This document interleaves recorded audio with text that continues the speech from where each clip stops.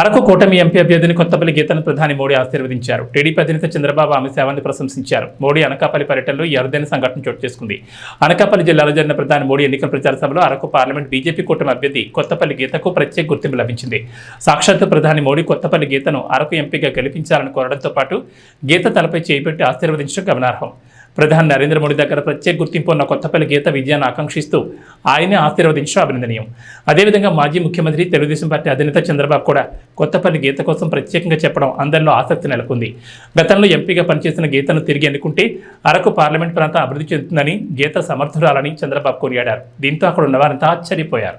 అరకు से श्रीमती कोथापल्ली गीता जी और विजयनगरम से श्री कली शेट्टी अप्पल नायडू जी, उनको भारी वोटों से जीता करके दिल्ली भेजिए। इनका जीतना मोदी को मजबूत करेगा। गीता गारू అరకు పార్లమెంట్ అభ్యర్థి ఇప్పటికే ఒకసారి పార్లమెంట్ మెంబర్గా పనిచేశారు.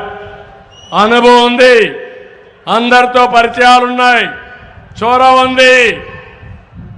నరేంద్ర మోడీ గారి నాయకత్వంలో ఆ రోజు నేను అరకు కాఫీ బ్రాండ్ కూడా ప్రపంచం మొత్తం తీసుకెళ్ళాం. అక్కడ వనరులున్నాయి, సమస్యలున్నాయి. సమస్యలను పరిష్కరించి, వనరులు సమీకరించి గిరిజనులు పైకి తీసుకొచ్చే సత్తా మన గీత గారికి ఉంది. ఆవిడ్ని గట్టిగా ఆశీర్వదించండి. గెలుస్తున్నారు, నాకు అనుమానం లేదు.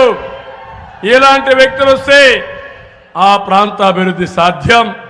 అది వారి ద్వారా చేపిస్తాం. అటు కేంద్రం, ఇటు తెలుగుదేశం భరోసా ఇస్తున్నాం. కూటమి భరోసా, పక్కన పవన్ కళ్యాణ్ గారు, అందరం కూడా భరోసా ఇచ్చి గీతాన్ని గెలిపించి తద్వారా ప్రాంతాభివృద్ధి చేస్తామని మీకు హామీ ఇస్తున్నా.